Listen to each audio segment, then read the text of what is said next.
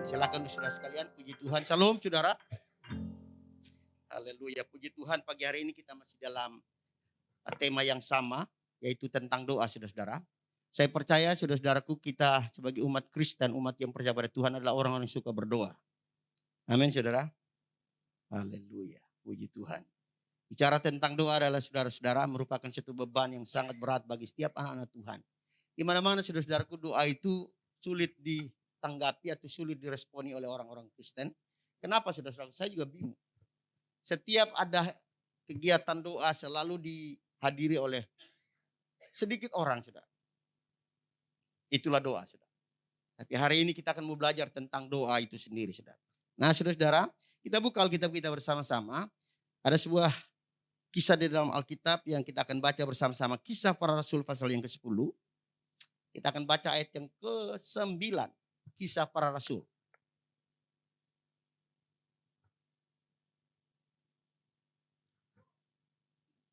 Sudah ketemu semua ya? Kisah Rasul pasal yang ke-10. Ayatnya yang ke-9. Firman Tuhan berkata demikian. Kita baca bersama-sama ya. 3, 2, 1. Keesokan harinya ketika 3 orang itu berada dalam perjalanan dan sudah dekat kota Yope, kira-kira pukul 12 tengah hari, naiklah Petrus ke atas rumah untuk berdoa. Puji Tuhan. Saudara-saudara, ada 3 orang yang sedang berjalan dan masing-masing orang itu punya agamanya. Dan setiap agama tentu memiliki punya aturan mainnya masing-masing. Nah, saudara-saudara yang dikasihi oleh Tuhan, dikatakan Alkitab di sini, maka pada pukul 12 tengah hari naiklah Petrus. Saudara, Petrus ini dia punya kegiatan rutinitasnya, dia selalu hadir dalam setiap doa. Dia memberikan menyisihkan waktunya setiap saat untuk mereka datang berdoa kepada Tuhan. Mereka datang menyembah dan meninggikan Tuhannya, memuliakannya. Itulah sebabnya ketika tepat jam 12 tengah hari, maka Petrus naik ke atas loteng, ya, ke atas serambi bagian atasnya. Dan disitulah dia berdoa, saudara-saudaraku. Petrus naik dan berdoa di sana. Saudara-saudara, orang yang suka berdoa adalah orang yang suka memberikan menyisihkan waktunya untuk dia selalu hadir dalam hidupnya untuk dia datang kepada Tuhannya. Saudara-saudara yang dikasihi oleh Tuhan, firman Tuhan yang kita baca ini yang diilhami oleh Roh Kudus ini, saudara-saudaraku, telah menceritakan tentang pengalaman hidup daripada orang Kristen pada zaman dulu. Ya, mereka adalah orang-orang yang suka berdoa, orang-orang yang tekun berdoa, orang yang suka menyembah Tuhan. Dia suka mencari Tuhan, mencari wajah Tuhannya. Itulah pengalaman hidup daripada orang-orang Kristen pada zaman itu, saudara-saudaraku. Mereka orang-orang yang tekun berdoa. Sebab di dalam prinsip mereka, saudara-saudara, orang Kristen pada zaman dulu, di dalam mereka melayani Tuhan, dalam mereka beribadah kepada Tuhan, mereka tidak akan mungkin ya, membangun sebuah kerajaan Allah yang begitu besar tanpa mereka menyisihkan waktu yang cukup untuk mereka berada dalam hadirat Tuhan lewat doa mereka. Kita tidak akan dapat memberikan waktu kita hanya beberapa menit. Kemudian kita membangun sebuah kerajaan Allah yang begitu besar. Lewat waktu yang kita berikan atau yang kita sisihkan waktu itu beberapa menit ke depan saja, saudara-saudara. Itu tidak akan mungkin terjadi. Sebuah kerajaan yang besar itu terjadi ketika ada banyak orang yang suka berdoa dan menyembah kepada Tuhan yang hidup. Saudara, Kisah Rasul pasal pertama ayat yang ke-14 berkata begini. Mereka semua bertekun dengan sehati di dalam doa bersama-sama. Saudara, orang umat Kristen pada zaman dulu mereka bertekun dalam sehati. Bertekun dalam bahasa Indonesia dalam kamus itu, saudara-saudaraku, ya, berkeras hati dan bersungguh-sungguh. Itulah kata bahasa kamus, saudara-saudara. Jadi mereka itu berkeras hati untuk mencari Tuhan. Orang yang berkeras hati bagaimana, saudara-saudaraku? Dia memaksakan segala sesuatunya untuk mereka lakukan demi mencapai sebuah tujuan yang mulia dalam hidupnya. Saudaraku, orang Kristen harusnya demikian, saudara. Saya bangga dengan saudara-saudara saya dari Muslim. Saudara.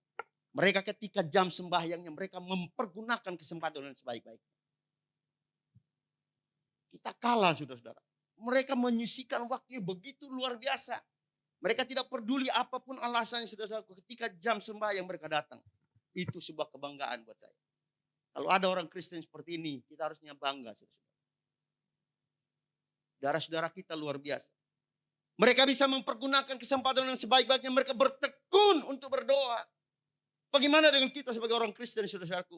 Apa kita harus berdiam diri saja dan tidak mau melakukan action apa-apa? Tidak ada ekspresi apa-apa di wajah kita, di hidup kita untuk kita melakukan sesuatu untuk Tuhan. Kita berdoa 5-10 menit saja sudah capek, sudah bosan. Ya, cepat ngantuk saudara-saudara. Ya, malas-malas rebahan. Ya, nggak ada kesungguhan, nggak ada dorongan, nggak ada semangat, nggak ada gairah, nggak ada sesuatu yang kita rindukan dalam kita bersekutu dengan Tuhan. Tapi kisah para rasul menceritakan kepada kita, mereka bertekun dengan sehati. Saudara-saudaraku, bertekun dengan sehati ini bukan hal yang mudah. Kalau tidak ada keinginan, kerinduan dari hati seseorang untuk melakukannya dalam hidupnya. Itulah sebabnya pada pagi hari kita diingatkan kembali. Supaya kita menghidupkan doa kita di hadapan Tuhan. Memberikan, menyisihkan waktu kita untuk kita berdoa dengan Tuhan. Jangan menjadi orang Kristen yang sekedar masuk gereja. Ada satu istilah orang hamba Tuhan. Jangan datang ke gereja hanya memenuhi gereja. Memanasin pintu-pintu kursi-kursi gereja. Merusak kursi-kursi gereja. Tidak. Ada sesuatu yang perlu kita menjadi perenungan kita bersama-sama. Apa yang harus kita lakukan itu Tuhan. Lewat persekutuan kita dengan Allah kita. Waktu bagi kita sangat penting. Saudara, orang yang mau hidupnya diubahkan oleh Tuhan. Atau ada satu peningkatan dalam dirinya saudara-saudara. Orang itu hidupnya mau diubahkan. Umat pilihan Allah. Orang-orang Kristen pertama kali hidup. Pada zaman dulu saudara-saudara. Mereka adalah orang-orang yang tekun. Dengan sehati. Di dalam doa bersama-sama. Doa bersama-sama ini saudara-saudaraku bukan hal yang mudah. Kalau tidak ada keinginan hati atau kemauan hati daripada seseorang untuk dia datang bersama-sama di dalam sebuah kumpulan doa.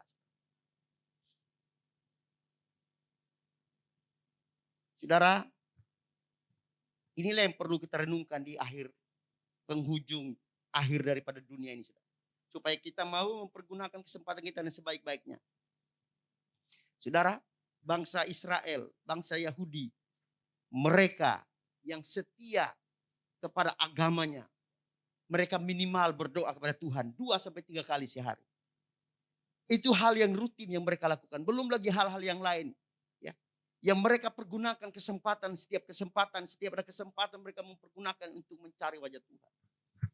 Itu hal yang rutin, 2-3 kali sehari. Dan itu tidak akan pernah bolong saudara-saudara. Itu dengan rutin mereka lakukannya. Demi ingin memuaskan hati dan keinginan hati Tuhannya. Saudara-saudara yang kasih oleh Tuhan. Orang Yahudi.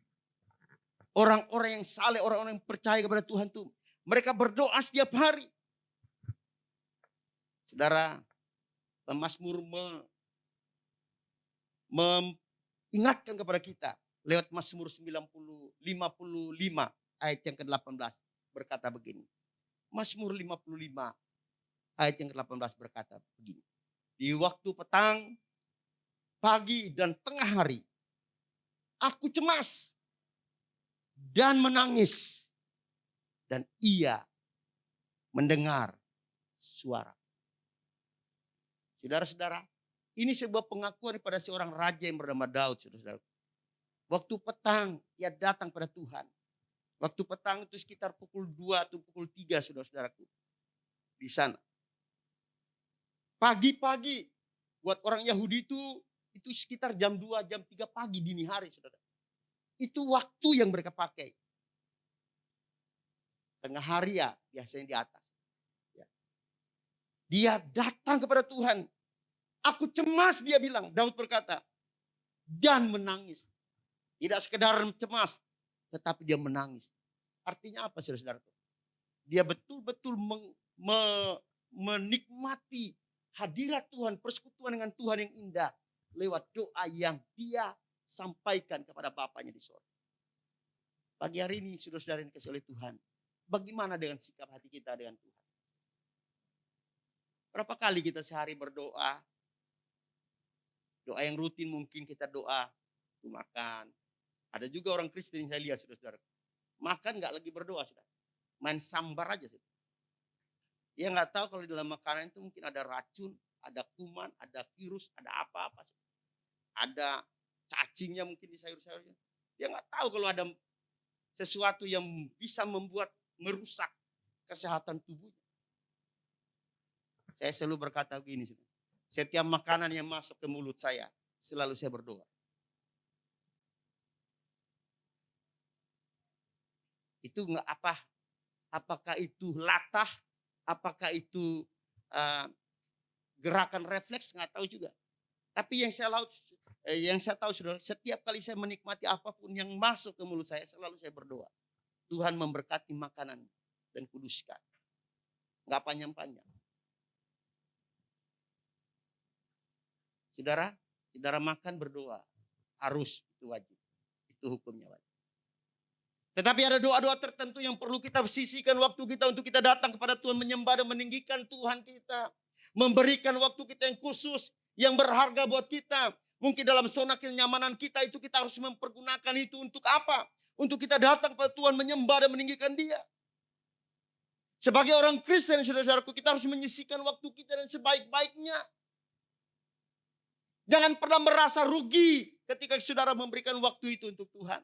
Tuhan kasih kita waktu 24 jam setiap orang, saudara. Kaya, miskin, melarat, ya, konglomerat, saudara-saudara, semua diberikan waktu yang sama, kesempatan yang sama. Tetapi bagaimana kita mempergunakan setiap kesempatan 24 jam itu untuk kita mempergunakannya. Kita tidak terikat dengan waktu yang ada, tapi kita bisa mengatur waktu itu dengan yang ada itu untuk kita pakai, untuk kita bersekutu dengan Tuhan kita. Kapanpun, saudara-saudara. Engkau tidak terikat dengan waktu-waktu tertentu. Wah, saya lupa ini berdoa, kemudian hilang gitu. Tidak, saudara-saudara. Dimanapun kita berada, kesempatan apapun yang kita bisa pergunakan, kita bisa memakainya. Dan itu tidak terikat oleh ruang dan waktu, saudara-saudara. Saudara bisa berdoa di mana saja. Ya. Tidak bisa berdoa di tempat tidur saudara, saudara bisa berdoa di kamar kecil saudara mungkin. Ketika saudara mungkin berada sedang bertapa di sana, saudara bisa berdoa. Nggak terikat, saudara-saudara. Yang penting ada hubungan kita yang baik dengan Tuhan kita. Dan Tuhan lebih tahu hati kita daripada saudara tahu keadaan hatimu. Allah lebih tahu keadaan kita masing-masing. Biar kita mempergunakan setiap kesempatan kita kan, untuk kita berdoa kepada Tuhan. Setiap orang Kristen, umat Tuhan yang percaya kepada Yesus Kristus itu harus bisa berdoa dengan memberikan waktu kita kepada Tuhan untuk kita berdoa. Lalu saudara berkata, Pak, pendeta saya tidak bisa berdoa. Tapi saudara bisa ngobrol bukan? Bisa cerita, ngalor ngidul, ya, putar-putar. Doa itu saudara-saudara tidak perlu saudara atur dengan bahasa yang lengkap, ya, dengan tata bahasa yang lengkap. Berdoa itu tidak harus saudara atur kata-katanya, kalimatnya begitu indah, yang puitis. Enggak perlu saudara-saudaraku. Yang penting niat hati kita, adanya kerinduan hati kita untuk kita datang pada Tuhan menyembah Dia. Saudara-saudara, ada sebuah ilustrasi yang perlu kita renungkan bersama-sama. Ada seorang anak, saudara-saudaraku, ketika dia sedang bermain di taman, tiba-tiba ada tiba-tiba ada seekor binatang buas datang ingin menerkam anak itu. Anak itu hanya tahu dia berdoa tentang doa makan. Lalu ketika itu binatang buas itu datang menghampiri dia untuk menerkam dia, dia hanya tahu bahasa doa makan. Tuhan Yesus berkatilah makanan ini. Itulah kalimat yang keluar dari mulut seorang bayi, anak, maksud saya balita, yang belum tahu apa-apa dan dia tidak tahu arti itu doa. Yang dia tahu hanya doa untuk makan. Dan dia bilang begini, Tuhan Yesus berkatilah makanan ini. Saudara, ketika binatang buas itu datang menghampiri anak itu, tiba-tiba dia beralih, saudara-saudara. Dari mulanya dia ingin menerkam anak ini dan dia melalukan daripada anak itu, saudara. Saya mau katakan begini, doa itu, saudara-saudaraku, tidak ditentukan oleh kalimat yang indah, yang tersusun rapi, tetapi keluar dari hati yang tulus pada Tuhan. Dan Tuhan tahu persis doa anak ini, saudara. Walaupun ancamannya datang untuk menghampiri dia, tetapi ketika dia berdoa, Tuhan, makanan berkati ini, Tuhan bisa lakukan itu semua. Kenapa itu bisa terjadi, saudara-saudara? Saudara tahu kenapa bisa terjadi? Karena Tuhan tahu hati. Tuhan tahu hatinya. Tuhan tahu hati saudara. Mungkin saudara tidak bisa menyusun kata-kata dalam doamu dengan sempurna. Secara tata bahasa yang lengkap, yang indah, yang sedap kedengaran didengar. Tapi Tuhan lebih tahu isi hatimu daripada kita tahu isi hati kita di hadapan Tuhan kita Yesus Kristus. Amin.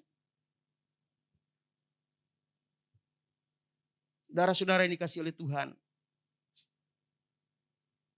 kita sebagai orang-orang Kristen yang percaya kepada Tuhan, paling tidak kita memberikan waktu kita untuk kita berdoa kepada Tuhan.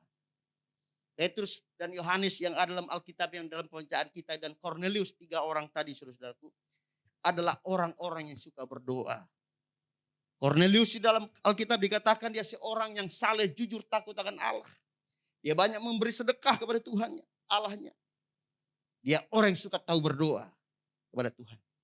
Dan Alkitab mencatat buat kita, saudara-saudara, doanya Kornelius itu didengar oleh Tuhannya. Kenapa didengar oleh Tuhan?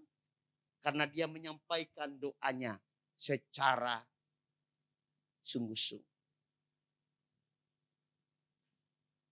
Bapak Ibu saudara sekalian yang kekasih dalam Tuhan Yesus, biarlah kita juga sebagai orang-orang yang beriman kepada Tuhan dapat juga memberikan waktu kita yang terbaik untuk Tuhan dan Allah kita. Kornelius ini selalu menyisihkan waktunya untuk dia berdoa kepada Tuhan. Ayat yang ke-40 berkata, 30 berkata begini dalam Kisah Rasul pasal 10. Jawab Kornelius, 4 hari yang lalu kira-kira pada waktu yang sama seperti sekarang ini, yaitu jam 3 petang, aku sedang berdoa di rumah. Tiba-tiba seorang berdiri di depanku berpakaian berkilo-kiloan. Kita baca selanjutnya. Mari jemaat lanjutkan.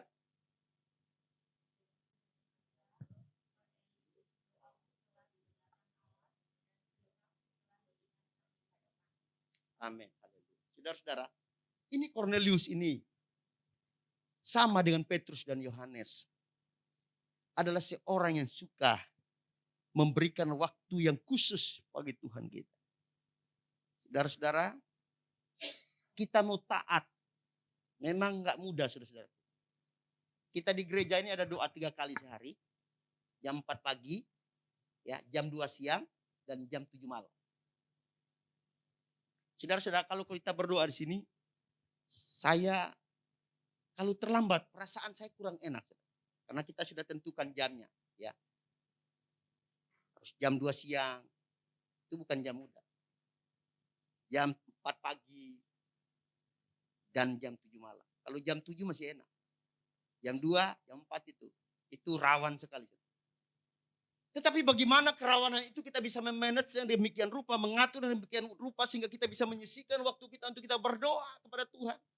Itu bukan hal yang mudah dan gampang. Harus ada perjuangan yang berat.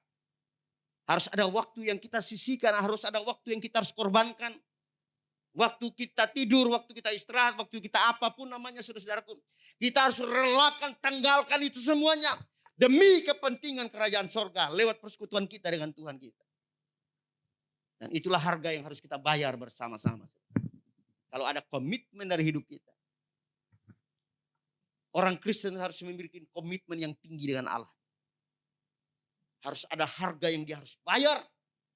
Lewat sebuah pengorbanan yang dia harus lakukan untuk Tuhan.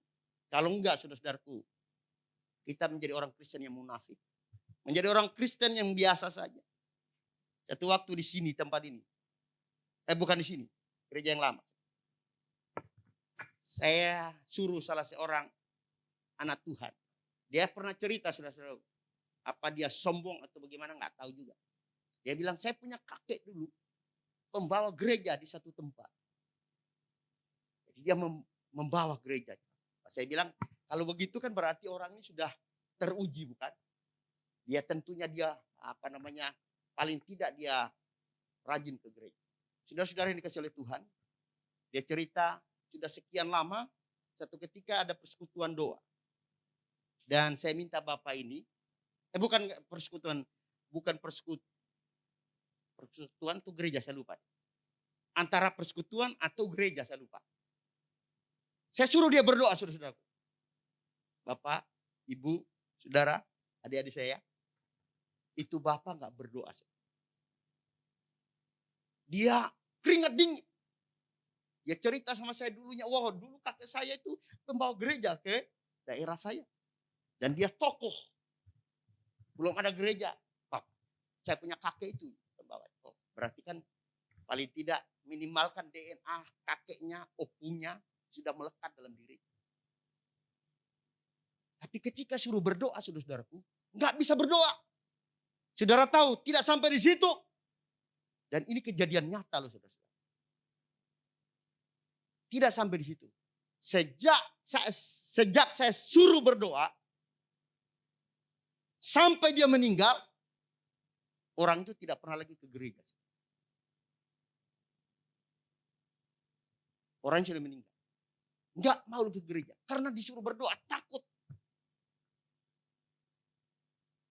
Bapak Ibu, mengaku Kristen, mengaku seorang kakek nenek moyangnya pembawa agama Kristen, tapi tidak tahu berdoa.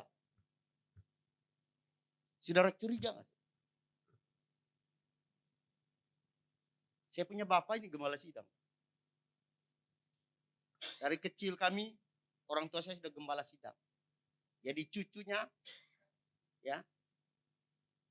Esra generasi kedua. Jadi turun DNA itu. Bapak Ibu Saudara, saya mau katakan begini. Kalau kita hanya mengakui sebagai Kristen saja, tanpa ada sebuah perubahan dalam hidup kita. Orang Kristen gak tahu berdoa, itu luar biasa. Makanya saudara-saudaraku, di gereja ini saya kalau suruh berdoa orang, saya lihat dulu. Karena pengalaman saya masa lalu. Dan itu orang tuh, entah saya berdosa atau enggak, saya juga gak tahu. Karena dia gak ke gereja sejak saya suruh dia berdoa. Saya berdosa atau tidak, saya gak tahu juga sudah. Kayaknya kalau saya suruh berdoa, saudara-saudaraku, selalu saya seleksi dulu. Oh, ini orang bisa nggak? Saya tes dulu dalam kelompok kecil. Gak mudah loh, saudara. Suruh berdoa gak mudah loh, saudara. Ada di sini yang belum pernah berdoa, saya suruh berdoa, mau saudara? Bisa-bisa saudara, saya nggak tahu. Makanya Bapak Ibu, kalau saya nggak suruh saudara berdoa, saya bukan berarti tidak percaya saudara. Saya takut saudara itu,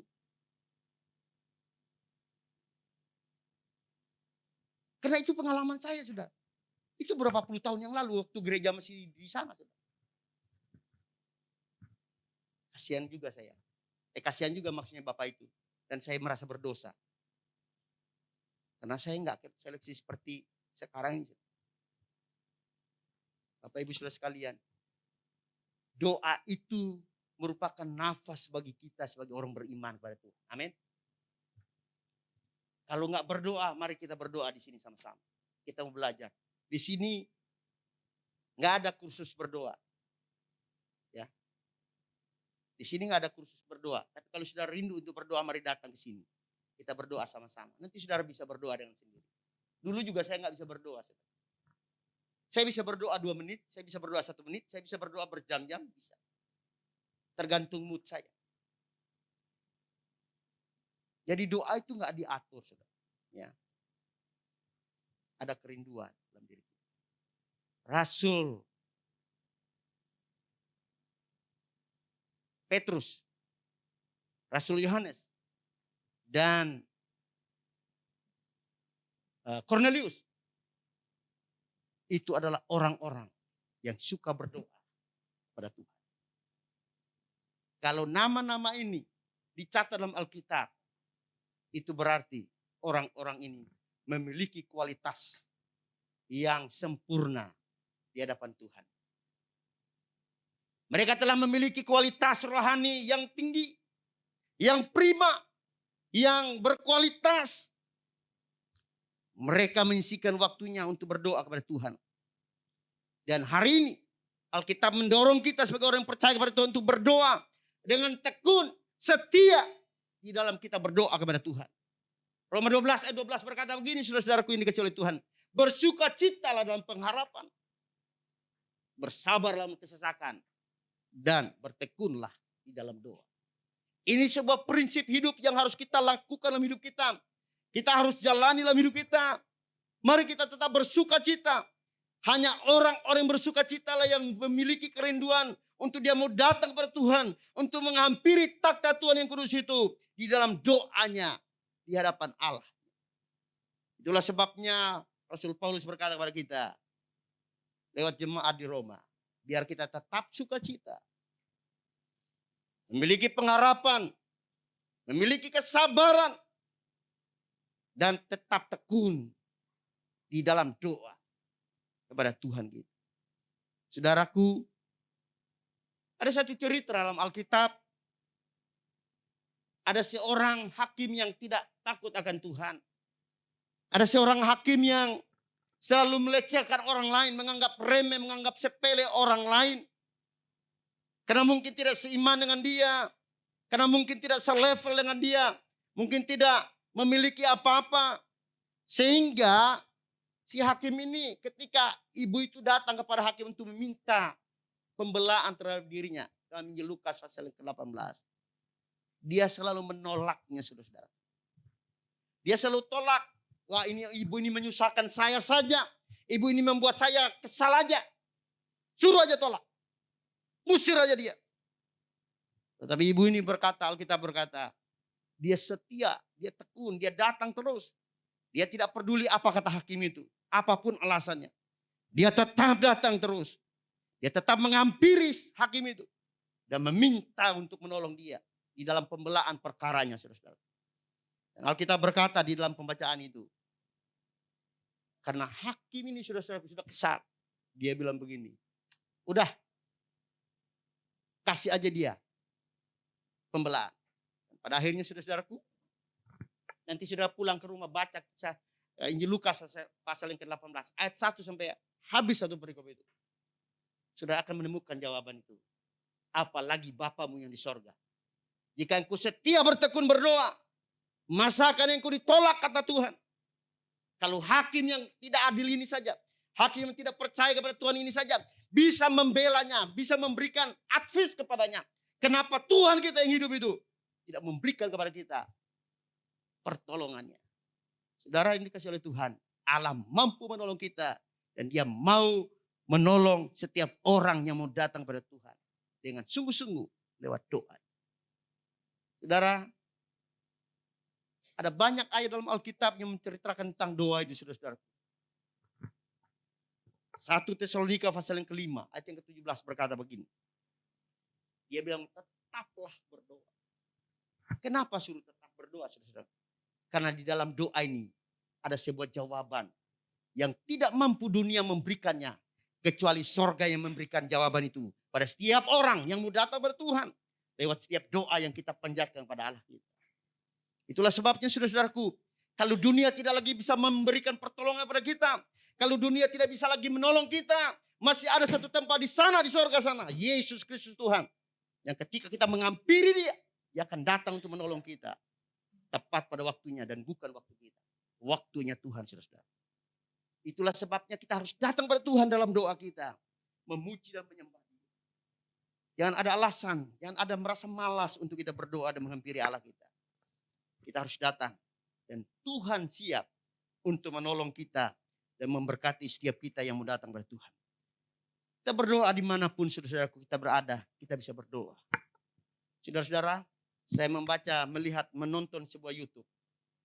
Saudara mungkin yang masih bisa nonton televisi, peristiwa di Alor, NTT, saudara. Ada sebuah kapal cepat, kapal Santika namanya, terbakar, saudara, di tengah laut. Dibilang tengah laut juga enggak, saudara. Karena di sana antara satu teluk ke sana itu enggak terlalu jauh, tapi airnya dalam sekali. Itu bisa berkilo-kilometer dalamnya, saudara. Ratusan meter, ribuan meter dalamnya. Dan itu pendek, saudara. Waktu itu kapal tenggelam, terbakar maksud saya, dan tenggelam. Orang pada berhamburan terjun ke laut. Ada seorang bapak, saudara-saudaraku, kemungkinan juga pelayan Tuhan. Karena saya lihat dari cara bicaranya, dia itu hamba Tuhan. Dia juga terjun, tapi dia nggak bisa berenang, saudara. Dia nggak bisa gaya apapun, nggak bisa. Ya gaya tenggelam aja. Tapi ketika dia, saudara-saudaraku, terjun dari atas kapal itu turun ke laut. Dia hanya minta begini, Tuhan beri saya kesempatan. Dan akhirnya saudara-saudaraku, ketika dia minta begitu, matanya nggak lagi lihat apa-apa. Sudah gelap saudara-saudaraku. Karena itu menuju ke sore hari. Jadi gelap. Dia nggak bisa lihat lagi apa-apa. Yang lihat itu gelombang yang begitu tinggi. Menghampiri mereka itu ada ratusan lebih orang dalam kapal itu. Dan dia hanya berseru, Tuhan tolong saya. Beri saya kesempatan. Saudara tahu, ada tangan yang menolong dia. Menggulurkan tangan buat Bapak ini. Dan seolah-olah mengangkat dia dari air itu. Dia nggak bisa berenang. Jadi dia nggak tenggelam, saudara. Hidungnya nggak tenggelam ke air. Dan terangkat. Dan akhirnya datang tim SAR menolong mereka. Dan dia selamat. Dan dia bersaksi di gereja. Saya nggak tahu harus buat apa. Tapi saya hanya berseru kepada Tuhan. Tuhan tolong saya, beri saya kesempatan. Doa yang singkat dan pendek inilah yang Tuhan dengar di sorga. Dan memberikan bala bantuannya kepada orang ini. Dan orang ini selamat dari musibah kebakaran itu. Banyak yang meninggal. Salah satu bapak ini dia selamat. Saya mau katakan begini.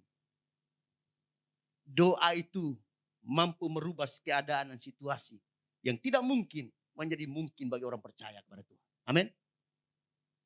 Allah dapat melakukan segala sesuatunya seturut keinginan Tuhan. Dan bukan seturut keinginan kita. Berdoa dimanapun. Minggu yang lalu sudah disampaikan oleh Ibu Gembala. Ketika Yunus berada dalam perut ikan. Dia berdoa. Tuhan dengar doa dia. Di bawah dasar bumi ini kata Alkitab. Bawah dasar laut itu. Dia berseru kepada Tuhan. Dan Tuhan dengar. Saudara-saudaraku. Tidak ada tempat yang tersembunyi di hadapan Allah. Tidak ada tempat yang tidak dilihat dan dikontrol oleh Allah. Tidak ada tempat yang sulit bagi Allah untuk dia tidak bisa mendeteksi kita, keberadaan kita. Dia tahu di mana kita berada. Saudara, dia tahu di mana engkau berada, kemanapun sudah pergi, dia tahu kita. Dan dia sangat peduli dari setiap orang yang mau berseru kepada Tuhan. Saudaraku, kalau saya pada saat itu jadi Tuhan, saya harus musnahkan Yunus itu. Tapi ketika dia datang pada Tuhan dalam doanya kepada Allah, Tuhan dengar doa dia dan memberikan pertolongannya tepat berdoa. Bayangkan dia ada di perut ikan 3 hari tanpa oksigen yang memadai, tanpa adanya CO2 yang harus dia hirup. Tapi dia masih selamat, saudara. Itu membuktikan bahwa ada sebuah tangan yang tidak kelihatan. Yang dimana Yunus berdoa. Dan tangan itulah yang menopang Yunus. Yang memberikan Yunus terus menerus sebuah oksigen yang cukup untuk dia hirup dalam sebuah ruangan yang terbatas. yang bernama perut ikan itu. Dia bisa memperoleh kehidupan. Sampai pada akhirnya Tuhan perintahkan. Ini kata perintahkan luar biasa.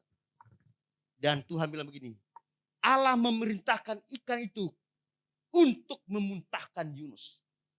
Saudara, Tuhan bisa perintahkan loh saudara-saudara. Seekor ikan ganas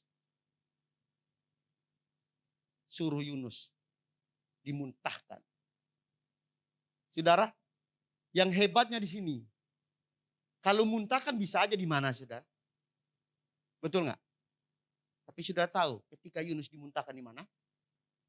Di dekat pesisir pantai saudara. Dengan tujuan, kalau sudah dimuntahkan, dia bisa selamat. Saudara yang dikasih oleh Tuhan. Ini cara Tuhan bagi orang-orang yang berseru kepada Tuhan. Dan jangan pernah berhenti untuk kita berseru kepada Tuhan. Sampai Tuhan mendengar dan menjawab doa-doa. Saudaraku yang dikasih oleh Tuhan. Ini penting buat kita karena doa itu sangat penting.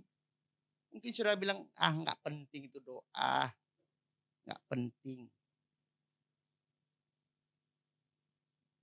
Tahun 83. 84 maksud saya. Ketika kami mulai buka pelayanan di Harapan Jaya Bekasi. Saya waktu itu diutus sebagai pengerja dari gereja di mana saya melayani. Saudara, Bekasi itu masih sepi.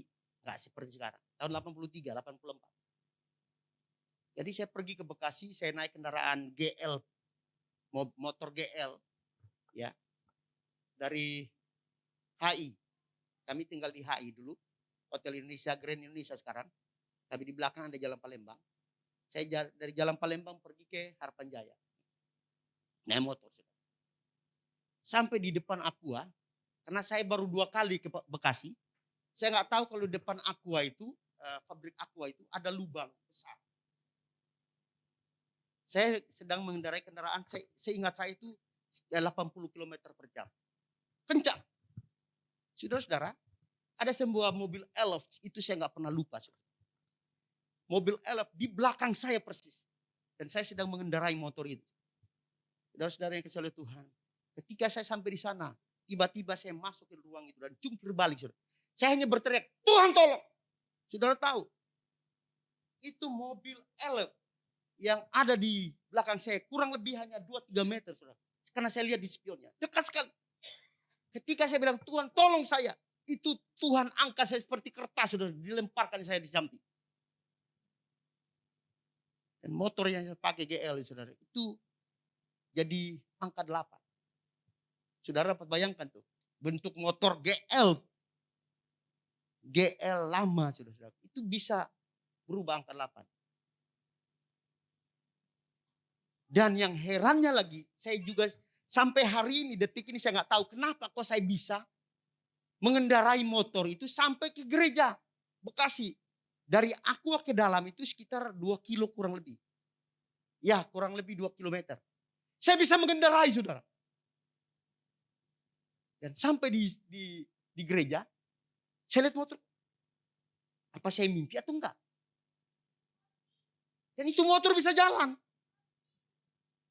Itu pengalaman saya. Tuhan bisa melakukan apapun bagi kita. Dan yang saya katakan tadi, ketika saya jatuh, saudara, saya diangkat melayang begitu. Itu ada tangan Tuhan yang tidak kelihatan. Kalau enggak, saudara enggak lihat saya lagi. Saudara. Saya enggak jadi gembala saudara. Saudara enggak kenal saya lagi. Dari tahun 85 itu. 84. Ada beberapa di sini yang belum lahir. Saudara, itu saya harus sudah mati. Tapi Tuhan itu ajaib buat saya. Tuhan pelihara saya lewat sebuah doa. Tuhan tolong saya. Doa yang tidak panjang. Hanya sepenggal kata. Tapi Tuhan mendengar doa kita. Amin. Tuhan dengar doa-doa kita sekarang. Apa yang menjadi pokok doa kita, menjadi masalah kita hari ini. Saudara gak pernah merasa cemas. Jangan pernah merasa Tuhan kok gak dengar doa saya. Sesungguhnya Tuhan itu mendengar setiap doa kita. Anak-anak yang percaya pada Tuhan. Oleh sebab itu saudara-saudara, tetap tekunlah di dalam doa. Ya, tidak sekedar menjadi tema bulanan kita doa itu, tetapi biar kita mempraktekannya menjadi gaya hidup kita, lifestyle kita di dalam kita sebagai umat yang percaya kepada Tuhan untuk tetap berdoa kepada Tuhan. Kita harus bertekun di dalam doa kita. Ya, bertekun tadi harus terus-menerus berdoa sampai kita menerima jawaban daripada Tuhan. Saudara-saudara yang kasih oleh Tuhan, saya percaya kalau kita masing-masing memiliki komitmen yang sama, memiliki kerinduan yang sama untuk kita mau menyisihkan waktu kita untuk kita berdoa, maka saya percaya saudara-saudaraku, akan banyak orang yang akan mendengar dan bercerita kepada dunia ini bahwa Tuhan itu adalah Tuhan yang ajaib, yang senantiasa mendengar setiap doa dan jeritan kita di hadapan Tuhan. Saudara, biar jemaat GBI Remas 2000 di tempat ini, saudara-saudara yang ikut beribadah di tempat ini bersama-sama, menjadi jemaat yang memiliki motivasi yang tulus untuk mencari Tuhan lewat doa kita bersama. Amin saudara. Halo. Halo jemaat. Masihkah saudara bangun?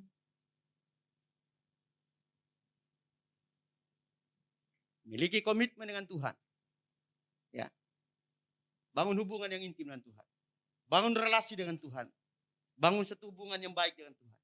Ketika kita membangun satu hubungan yang baik dengan Tuhan, ada sebuah jalinan yang indah akan terjadi dalam diri kita. Sehingga sorga ikut menentukan apa yang menjadi doa kita di hadapan Tuhan. Tuhan memberkati kita. Selamat hari Minggu. Mari kita berdoa.